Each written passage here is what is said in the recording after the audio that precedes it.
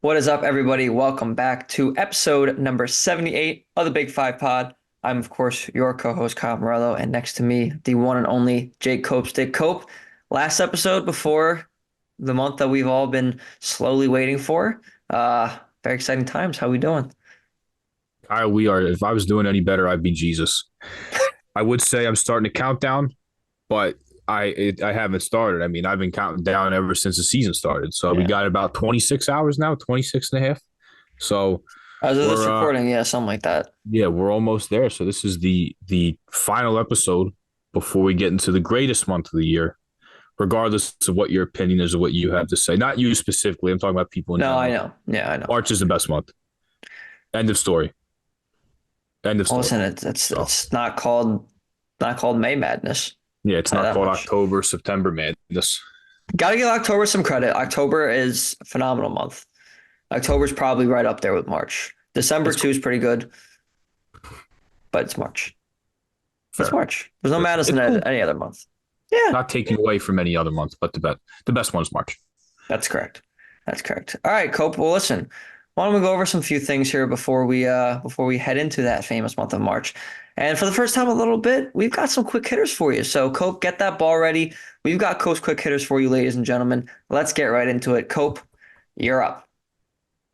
Kyle, it's nice to be back with these. Nice to be doing some fun little tidbits here.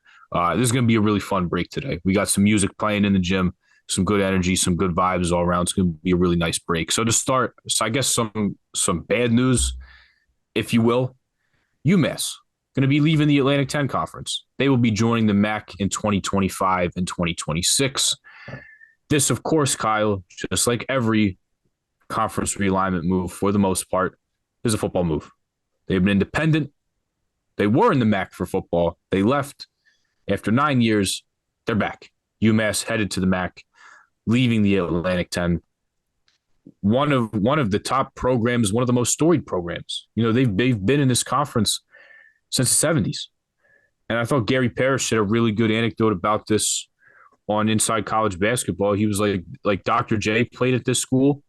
John Calipari coached at this school to a Final Four, the only Final Four in the A10's history. I mean, I don't believe George Mason was an A10 school when they made it. I mean, at No, they're in least the Patriot League still. the core, the Yeah. core members, I guess. Marcus Camby played there when Kentucky made that run. And I think this is actually a really big blow to the conference. I think this is a blow to UMass basketball, and I believe that the pedigree, if you will, of the program is going to drop with this. And to be quite honest with you, I don't know if Frank Martin is going to stick it out here, moving to the MAC. I don't believe that Frank Martin is going to stick it out playing against Eastern Michigan and Miami, Ohio. When he's already playing in a good league like the Atlantic 10, that is in the top 10 of the net rankings in terms of how good your conference is, and you're now going to the 24th best one right now, which is MAC.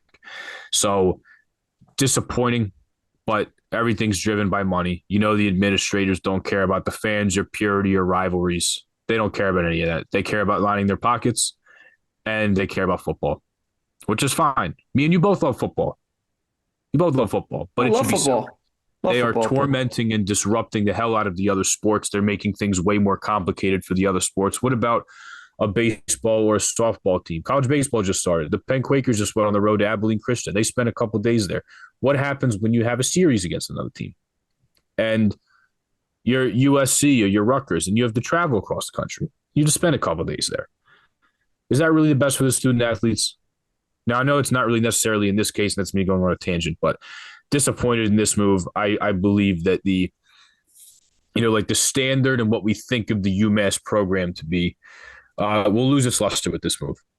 I don't see how you can spin this to be a positive for me, Kyle, in terms of the basketball program. You can look at it as a good move for football. They're now in a conference, but I don't know how this is good for UMass basketball as it pertains to us. So And UMass football's upsetting to not see this good. move. Yeah, it's not like They're not good. they're just chasing that football dream and the money. That's what it comes down to. It's money. It's football motivated. And I love football as much as the next guy, and I know you're the same way. I don't want to speak for you, but I think I can on that. Yep. Just make them separate. Just make them separate. Football, you're the money maker besides March Madness. You guys figure out what you want to do, and leave every other sport to compete regionally with regional rivalries and stuff like that for parents to go see their kids play. And I'm gonna leave it at that. You know what I'm trying to say. But disappointed in this move, because in terms of basketball that we're talking about, Kyle, this is not a good move for the Minutemen. This is not a good move for the UMass basketball program. It's just not. Kyle, moving on to some happy stuff and some very, very happy stuff at that. Monday night, the Philadelphia Catholic League championship games. We were both there last year. You were there last year, correct? Yep. Two really good games. The girls' game, Lansdale Catholic, winning their first PCL title, nailing a deep three with I think it was 13 seconds left. They do that thing in high school where it's like, okay, there's a minute and a half left. Let's hold for last shot. We burn a bunch of time. But in their case, I think they held it with about 30, 40 seconds left. They nail a deep three. It's a back and forth game. And Lansdale Catholic going out on top from right around our neck of the woods, going out on a deep three where I felt like everybody was like, no, don't shoot it. Let the clock run a little bit. Whoever caught that ball, no conscience, ice water in the veins, gives LC the win. So the women's game was really, really good last year. And then the men's game, Xavier Brown in a game that featured Sultan Adewale that's at Iona right now. Of course, Anthony Finkley and Xavier Brown that are at St. Joe's. Rob Wright that's going to be at Baylor next year, at Montverde right now. In a game that featured so many good, even Kafik Myers, even though he was hurt, played last year, not this year, he's going to St. Joe's. A lot of D1 players in that game, Kyle, and a great atmosphere. Newman Goretti and Roman Catholic, the two heavy hitters in the Catholic League. Xavier Brown banking in a three at the buzzer to send the game to overtime, where Roman would go on to win. And somehow, some way, Kyle, the Philadelphia Catholic League, after the two great games we saw last year, they outdid themselves in both games. The women's game, Archbishop Wood and Archbishop Carroll going to double overtime, could have went to triple overtime. Carroll had a couple chances to close the game out. Ultimately, it was Archbishop Wood that pulled it out in a thriller of a game, and that set the tone for the whole night. And somehow, Kyle, as good as that girls' game was, the men's game might have upstaged it. And I think that they definitely did. Cabe Goss with ice water in his veins in a great game between Roman Catholic and Archbishop Ryan, who for a couple seconds there, Kyle, for about 7 seconds, they thought they had won their first Philadelphia Catholic League championship. Yeah. Thomas Sorber with a good game. How about Ryan Everett coming off the bench? How about the game that he had? He came off the bench and started balling, hit a huge three with 7 seconds left. The place goes nuts. And Cabe Goss, not phased by the cathedral of college basketball, going crazy, comes right down the court. Chris McNesby does not decide to call timeout. Let your players win the game. Don't, as the defense is backpedaling with a guy as fast as Cabe Goss, let your players win. Let them decide the outcome of the game. Pulls up, said that in an article by Aaron Carter in the Enquirer, said that he didn't even see the shot go in because Thomas Sorber was in his face and his hand was in his face trying to deter the shot. And it goes down. Roman Catholic back to back. What a game, Kyle.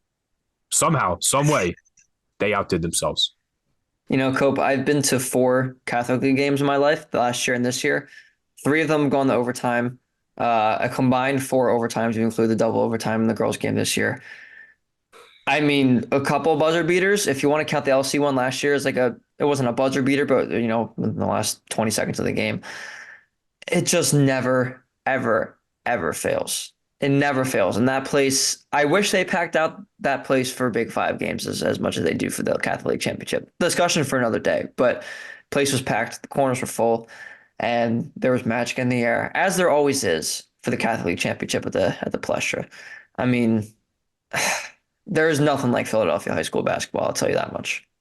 There's no other place in the country where you will have an atmosphere like that. No. No other place in the country loves their basketball like the city of Philadelphia. I've only seen college. I think I've told you this. So I haven't been to the Big Ten games with Penn State and coming to the Palestra the last 2 years.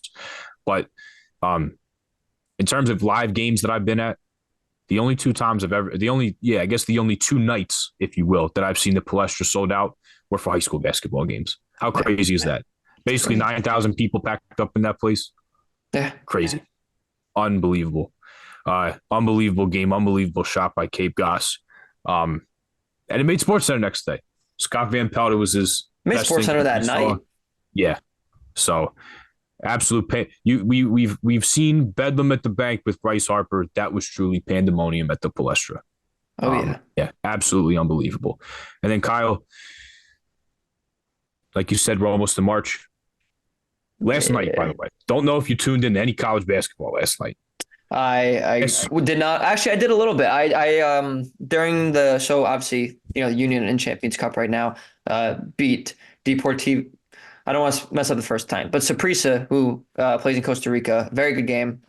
We ended up going to extra time, so I was doing that. But in the background, I had on the Mississippi State Kentucky game. I don't know if you were watching that or that's one you were going to refer to. They had a very similar sequence to the ending of the Catholic Championship, though.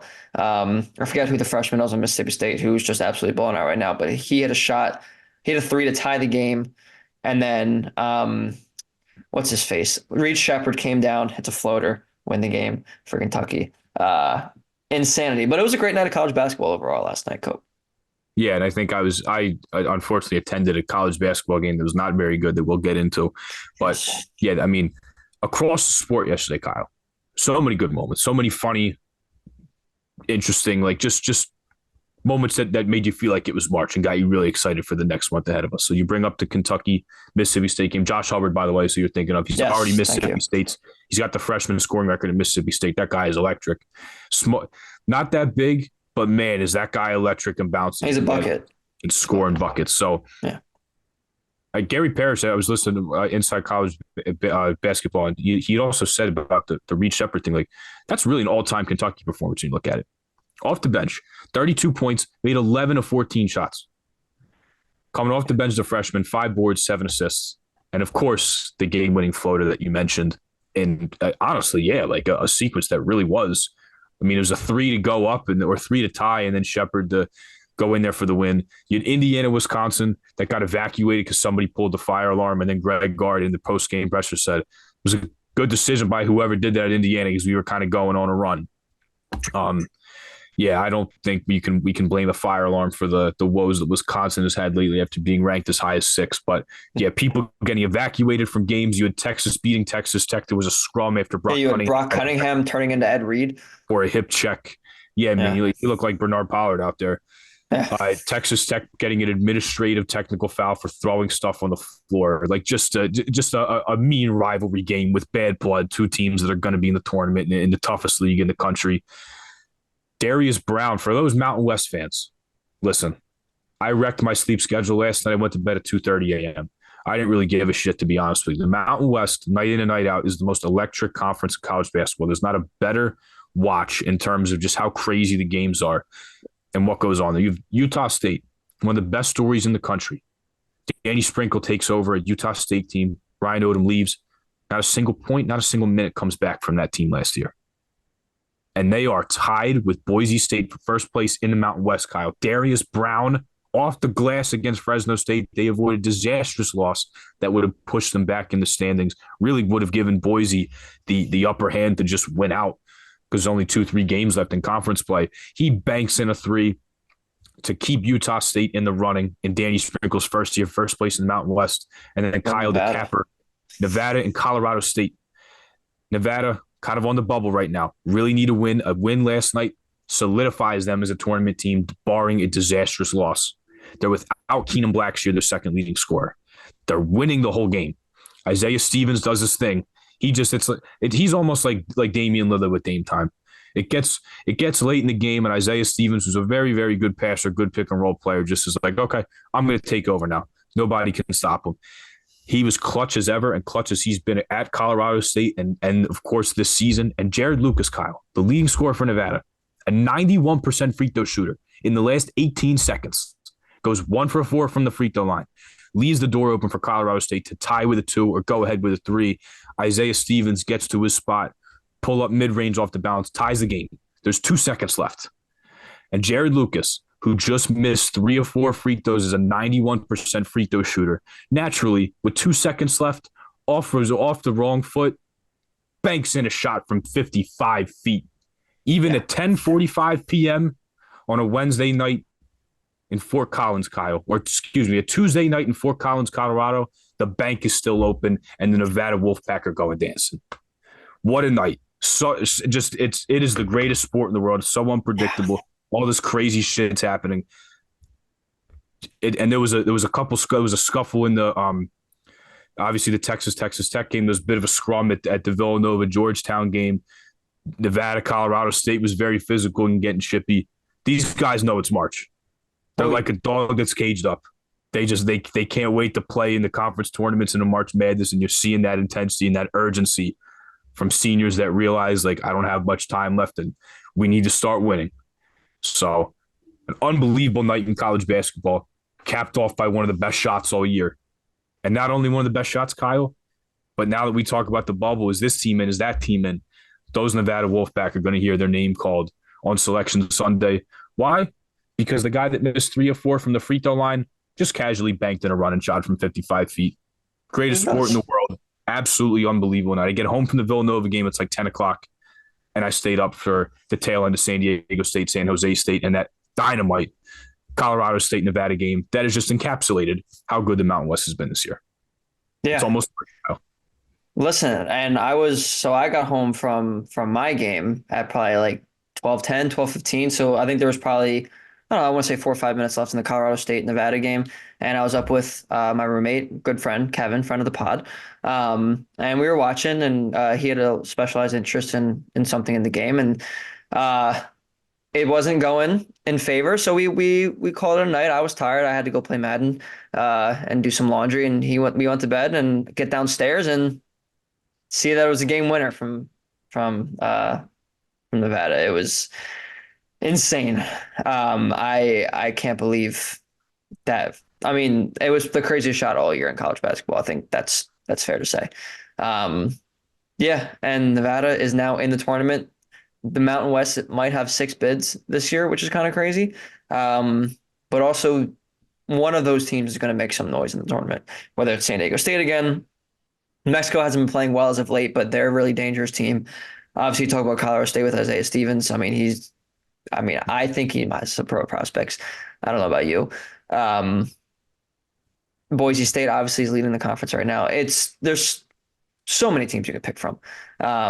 Utah State, as you mentioned too. It's going to be a very, very fun March. But Cope, we're going to move on to some Big Five stuff so we can at least get to that before the end of this episode, so we don't have people waiting too long. But we're going to stick with that bubble watch right now. And of course, we are going to start with the Villanova Wildcats, who are firmly on the bubble. I think consensus right now is that they've moved up to that first 4 out, as they were the next 4 out as of last week. They dismantled Georgetown, as you mentioned, on Tuesday night. They did, however, lose to UConn this weekend, which going to the number one team in the country after they had just gotten smashed by Creighton and playing them, not really going to be held against the Wildcats.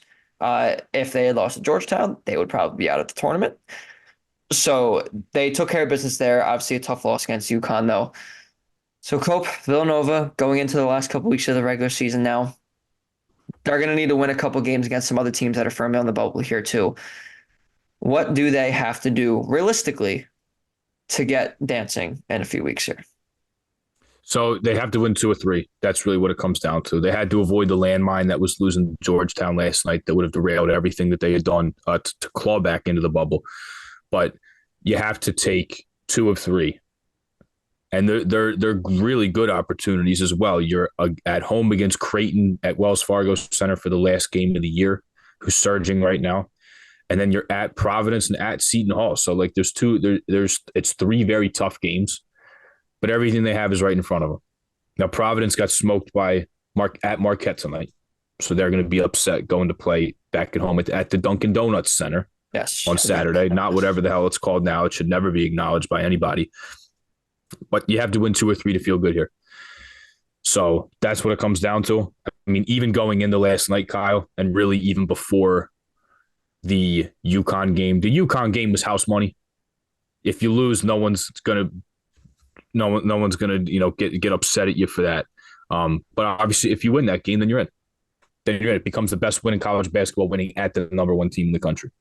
So the UConn game, not a problem, but it was you have to win 3 of the next 4 after that. They had a really good win over Georgetown. Georgetown, by the way, oh my God, that team is bad. Yeah. That team is bad, Kyle. They don't do anything well. They don't defend at all. And Jaden Epps, who had 33 in the DePaul win, he had 31 against St. John's the game before, averages 18.4 points a game, fourth leading scorer in the Big East, 6 points last night, and no field goals. He didn't make a shot. Did not make a shot. Villanova doubled him in ball screens, got the ball out of his hand. Ed Cooley was saying how they weren't helping off corners. All their attention was on him. We take him out of the game, we're going to win. That's what it came down to. Don Tressal is the only guy in double figures for the Hoyas. Really, really good defensive performance from Villanova, which is what they've been doing. So it's going to come down to, can you win 2 or 3? And to do that, they're going to have to defend again, because the last 2 times they played these 2 teams, Providence and Seton Hall, they're going to play. They held them to scores in the 50s, and their offense was bad in those games. I mean, both coaches were extremely frustrated. Both Kim English and Shaheen Holloway were basically like, we got embarrassed. Our offense was horrific against those guys. So that's what it's going to have to be. Defend your tails off. You're going to have to win some classic Big East games, high pressure, 3 bubble teams here. Although to be quite honest, I don't think Seton Hall should be on the bubble. They have A lot of people are having them as in the tournament right now, or at least as in a play-in team. I mean, beat I see them Marquette UConn. everywhere. Like, Yeah, come on, they that's beat it. 2 of the top 5 teams in the country. I think they should be in. But Yeah. regardless, long response for a short answer, I guess, Kyle. But got to win 2 or 3. That's what the bottom line is. You want to feel good about yourself, you have to win 2 of these next 3. You win all 3, I would say you're in, barring a disaster, barring a bunch of bid stealers. But you win 2 or 3, you can feel very good about yourself going into the Big East tournament. Yeah, and I'm sure we will get to that game at the end of this episode here. So we're gonna move on for the sake of time from Villanova. Cope, let's get into some other teams here. Listen, there was a team that unfortunately ended their winning streak on Wednesday night, but there was a team that had won 3 in a row that had been playing really, really great basketball. Cope, let's talk about the LaSalle Explorers real quick. Unfortunately, like I said, losing to Duquesne on Wednesday night, but before that, winners of 3 in a row. Very impressive. Like I said, lost 75 to 63 tonight, or on Wednesday night, excuse me. I try not to date these things, but beating Rhode Island, obviously St. Bonaventure and UMass before that. And what's the one thing that we said going into this stretch here for them while they were losing a lot? We said they need a third scorer. Brantley and Brickus can't do everything. They've been having inconsistent minutes off the bench from people. They've been getting scoring from people. Really not an efficient offensive team in their own right. And then Deshaun Shepherd emerging. He was in double figures in 3 straight games. Unfortunately, they only scored 63 points against Duquesne, so they weren't able to keep that going. But great momentum going into the A10 tournament here in a couple of weeks for the LaSalle Explorers. What do you make of their last 4? I know they lost, obviously, as we just mentioned, to Duquesne, but 3 out of 4, it's definitely not something to be mad about. Oh, of course not. And yeah, Deshaun Shepard's been huge. He had a season high 23 against St. Bonaventure, which I don't know what's going on with that team. I thought they were going to win the league this year. Yeah. I don't know what is going on with them. But for him to emerge, be aggressive, knocking down threes, just looking for a shot. He's had a couple highlight reel dunks as well. He had a really, really nice putback tonight. He posted somebody on Sunday. But the game I want to point out here is the win Sunday against Rhode Island. Now, Rhode Island came out flat. It was a horrible game for them. They did not play well at all. Archie Miller was literally just mad at the effort that they had. They were just flat the whole game. But Sunday was such a feel-good game for them. One of Rokas Yotsu's, if not his best game as an Explorer, if it wasn't his best, it was one of his best. He was terrific. Deshaun Shepherd was great. And Kyle, I'll say this: the best thing I saw all weekend, if I'm going to put if I'm going to do my Scott Van Pelt impression, best thing I saw this weekend in that game, Jameer Brickus moved into 9th place all time on LaSalle's all-time assist leaders list. The guy he passed was his assistant coach, Donnie Carr, who was the first guy off the bench to congratulate him. That was the best thing I saw all weekend, and that was a very, very good win. It was a decisive win. I mean, it was just in every single facet. Yeah, I mean, I don't even think Rhode Island left the locker room, to be quite honest with you, Kyle. They were out there. I don't know if they were playing, but they were there. They were dressed. They were playing. But, yeah, just a really, really good win for LaSalle. And they were up in the first half today against Duquesne, but Duquesne comes out scorching hot, 17-4 run open the second half. And the offense just wasn't there to get them back in it and claw themselves out of that. So, unfortunately, the win streak had to end, but Hey, how about a win over UMass? How about a win over St. Bonaventure? And then really just a wire-to-wire domination of the Rhode Island Rams. So nice to see them put a little streak together that unfortunately ended tonight. Um, but Saturday they got one more, Kyle, that we'll talk about that's got a little more significance than just being the last home game this year. I would say so. I would say so. Yeah, no, it's been great to see their offense starting to click. Obviously, not as much against this Duquesne team as we just mentioned, but ending the season on a high note just does wonders for, morale and everything going into the offseason, especially a team that hadn't been going well the last month or so. So definitely not going to be upset at this. It's been good for LaSalle here. All right, Cope, how about another team that's streaking right now? Make that three in a row now for the Owls of Temple. As of tonight of us recording this, they were playing Rice. The other Owls, well, one of the other Owls, there's three Owls in the American. It's a very bizarre thing. But going on the road to defeat Rice 65-43. Cope, we were talking about it before we got on here when the game was still in question, but it looked like Temple was going to pull away. Not sure how they lost to this Rice team early in the year, especially being at home. I don't really know, but they did get done tonight. Held Rice Cope to 25.9% from the field, 6.7% from three. Definitely not a great shooting night for the Rice Owls, but for the Temple Owls, a good one, 48% from the field, 43.5% from three. And now winners of three in a row after losing 10 straight. They're not going to finish making up that ground by the end of the season. They dug themselves in a little bit of a hole here. But as we just mentioned with LaSalle, it's good to get on these streaks toward the end of the season, be up with morale. You definitely can't complain about this. Cope, these Temple Owls under Adam Fisher starting to turn it around just a little bit here. I know it's a little too late. I know they haven't been playing the most quality teams in these wins, wins over UTSA and Wichita State, which are the only two teams right now below them in the conference. But what do you got to say about these Temple Owls? Look, I think the most important thing here, Kyle, you look at these wins. First of all, the Wichita State game and then the UTSA game, they were able to close out a close game, win on the road in overtime. Something they hadn't done in conference play. Yeah. So really big for them to be able to do that. And but the most important thing is, Kyle, in year one under Adam Fisher, with a roster of a bunch of transfers, he was able to bring some guys back. They're still playing. They're still playing hard. They're still playing with effort. This is not a team that's rolling over. This is not a team that's quit yet. And I think that's a true testament to what Adam Fisher's building. I believe that he will be pretty damn good at Temple.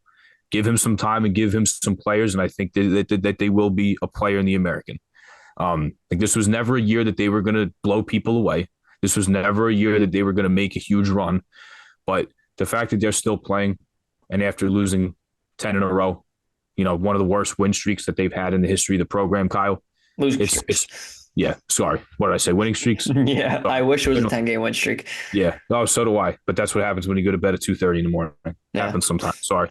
But it's just good to see that they're still playing hard. And tonight, to hold that team to 43 points, some people call that an ugly game. I don't mind the game like that, Kyle. You don't have to win pretty. What matters is you got a W. And they were flying around. They did a really, really good job of keeping the ball in front of them and keeping the Rice players in front of them, forcing some really, really tough looks for them at the basket, evident by the fact that Rice shot 25% from the field, just 1 of 15 from the three-point line, Kyle. So, yeah, it wasn't pretty for a while there, but they've won 3 in a row. These guys are still playing. No quitting these Owls. They certainly didn't hear the Temple Owls for that matter, Kyle. Sorry. They haven't heard a bell yet. So good to see that they're still playing well, but that's what matters here. That's what matters. They're winning games. These guys are still playing hard for Adam Fisher. Yeah, and that's what's important. I mean, when you're trying to build a program, you have to be able to, overcome adversity and you have to be able to fight through these things. And it's definitely not been an easy year for the Temple Owls, but winning 3 in a row right now, definitely is a good feeling for them. So good for those Temple Owls. And listen, it's always good to win the Battle of the Owls. So they didn't get it done against Florida Atlantic. They didn't get it done the first time against Rice. They got it done this time. So good for them. All right, Cope. The last team that won a game in this past week would be your Penn Quakers. They completed a season sweep of Dartmouth. They also lost a close game to Harvard. As we've mentioned before on the podcast multiple times, I don't think we need to go crazy into it again, but season kind of got derailed with Clark Slackert. going down for almost 2 months. So at this point, it's kind of like I don't want to say a what if, but it's like okay, what can we show going into the following year? What do we have? I mean, Sam Brown's been playing really well. Cam Thrower's had double figures in a couple games here. Obviously, Spinoza's been a guy, but you know, he's older now too. It's at this point, you're just trying to find out where those bright spots are. Um, and I think there's a few of them. I really, really do. Obviously, we talked about Tyler Perkins as well. He had a nice game off the bench. I believe it was against Harvard. Um, you know, at this point, like with the other teams that haven't been playing well this season in the Big Five, it's just about staying competitive. It's about keeping morale up, trying to get on a win streak to end the year. And, in the other conference, you got the conference tournaments. You never know what can happen. Unfortunately, the Ivy League doesn't look like they're going to qualify. Um, but what are kind of your bright spots for Penn these last few games, and what do you want to see for that from them as they end their season here in a couple weeks? Look, you still got to finish strong. You still have 3 games, and there's 3 home games as well. So, for any seniors or for young guys like Cam Thrower did a really good job of taking advantage of an opportunity that was given to him. Plays 30 minutes, most he's played in a very, very long time, if not the most he's played this season. I believe is only topped by the Harvard game. But to pour in 16 points, knock down 4 threes, that's a guy that's taking advantage of his opportunity. We saw that last year with Andrew Laskowski, played very, very well in that Temple game. I know I'm going to get some energy. I know I'm going to get some good play and some good effort out of him, and that earned him a role last year as a guy that come off the bench. So it's a shame that the Slackard injury happened, but there's no reason to keep harping on it. I mean, he's gone in there and he's played well in the games that he's come back and been available for. And then Sam Brown, 6 of 7 from 3 in this Dartmouth game, pouring in 26 points. So it's those young guys like, hey, like they were going to play anyway with all that was leaving. So to see those guys get better, turn in performances like that, and then for a guy like Cam Thrower that very seldomly played to be like, all right, we're going to start you. We're going to give you a shot here. Show us something. For him to play the way he did and knock down the shots that he did in the last 2 games this weekend, although they split when they really had to have 2 here to keep their hopes alive. Like, that's what you want to see. Don't see any, you don't want to see any quit. I don't think that's in this team's DNA at all. They're going to keep fighting and they're going to play these 3 home games hard. But look, people are going to get opportunities like a Cam Thrower and these young guys as well that haven't played that much. And it's like, hey, we have 3 games left. Sure, it might not mean anything, but we're playing for pride. And guess what? Those young guys, you're playing for your spot next year. So that's what it really comes down to. Keep competing because guess what? You want to transfer? You want to leave? Okay, well, you're auditioning for your next school. And if you're going to stay here, well, guess what? More guys are going to come in next year. Look how well these freshmen have played. You're playing for your spot. That's what it comes down to. So if you want a spot next year and you want to be in favor of the coaching staff and want to play big minutes next year, you got 3 more games to prove yourself, Kyle. Yeah, you absolutely do. And that's what it is at this point. It's trying to prove your spot and making sure you're going to stay in your spot for next year. And there's going to be other guys, like you said, coming in to try to displace them from that spot. So there's that. And then there's also the fact that, they are a young team. They're going to get ready for next season and they're going to gear up and maybe they'll be back among one of the players in the Ivy League like they've been accustomed to and we've been accustomed to. There's definitely some talent there on this Penn team, and I think that they can get back to that point. So now it's working towards that. Obviously, the season for the postseason play looks like it's about over. So work toward next year, get things right, go through these last 3 games with some energy and giving it your all, and you never know what can happen. All right, I actually lied though, Cope, because they weren't the only team to have, or they weren't the last team that we were talking about to have a win in this past week since we have recorded. It would be their neighbors, just a few streets over, and that would be the Drexel Dragons, who, yes, they did fall at Hofstra this weekend, but they did pick up a nice win in the early midweek against Delaware on the road. And I know we talk about how hard it is to win a conference play on the road, especially at a team in Delaware that's been pretty good this season in NCAA play. So now they're sitting in 3rd place. They're 2 games out with 2 games to play.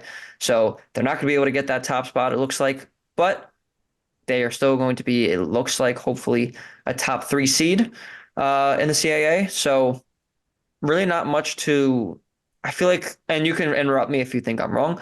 I feel like there's not a ton to talk about now with this Drexel team because they're going into this tournament. They're going to be a top three seed most likely, and we know what the top players are. We know who the mid tier players are in that conference. So I'm not sure we have a ton to even go over with them. They are who they are at this point, and they're a good team. There's just also some really good teams in that conference too that they're going to have to beat. Charleston's coming on really strong right now. So that's the team to be right now. And obviously UNCW is up there as well. Um, the other team that we haven't yet talked about, Cope, is St. Joe's, who lost to VCU. Uh, they've had some tough sledding as of late. It did look good at one point for them, climbing back up in the A10 standings. Now, not so much. Correct me if my math is wrong, which, as we know, usually is the case, but I think they're the 9 seed or the 8 seed, two, three, four, five, six. They're the 8 seed right now in the Atlantic 10, tied with Duquesne and George Mason. So their hopes also not really that great right now. I guess we can talk about them only because they're going to need to actually do some damage in this A10 tournament to even have a chance. Obviously, Drexel's one of the favorites, so yes, they're going to have to win their tournament, but we know that they're going to be among those teams. St. Joe's not really proven that right now. What has really been their struggle as of late, and what do you think they need to do to tune up these next few games before they get into that A10 tournament with a chance to try to steal a bid? Well, I think something that really kind of took the air out of the wings was Kreese Asanago coming down with another injury. You know, just as he plays well, and you see what everybody's been talking about, he goes back on the sideline with an injury. But hey, Xavier Brown, 38 minutes in that VCU game, poured in 21 points, made 5 of his 8 3-pointers, had 6 rebounds. Like he was basically playing starter minutes off the bench. But it's about time you got him in there because that guy's dynamite. And I think he could easily win freshman of the year in this conference. That's how good he's been this year. He has been absolutely unbelievable. So he's going to need to keep producing like that because the thing is, Kyle, like you almost look at this team and Kasper Klacik really hasn't given you anything this year, you know, at least from what he had done last year and had some good games. And then without Kreese in there, it's like they're actually kind of thin. You know, like if Sean Simmons isn't going to isn't going to play, and Kreese has been hurt, like they're down to really 7 guys. Yeah. So it's you look at this team and it's like, okay, well if that's the case, then like you really need an Eric Reynolds to go off, and you need a Xavier Brown to go off. And in the event that one of those guys has an off game, like Cameron Brown's he had 2 points on Sunday. Like he's had a couple of games this year that I didn't think I would see from him. Thought I'd see him, with not as many single digit scoring games. But that's the thing, like that's what the DNA of them has been all season is outscoring people. So, if their offense isn't going to be there all the time and there's going to be some depth issues, maybe with an injury or two, then they're really going to need, those core 4 guards and Rasheer Fleming to chip in and give them all the points here. But they went to a really, really tough place to play, as we know. Potentially the toughest place in this league to go play down to Siegel Center against a surging VCU team that, although they did drop a game, somebody blew them out. Was it UMass?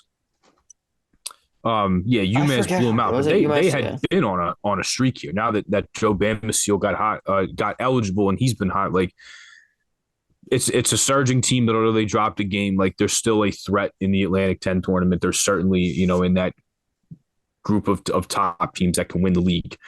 But for St. Joe's, like if the bench isn't going to be as deep as we thought it would be, and Kreese is potentially going to be on the shelf with your biggest stretch coming here, like those guards got to pour in all those points. And if that's not the case, like, are they going to be able to win defensive games?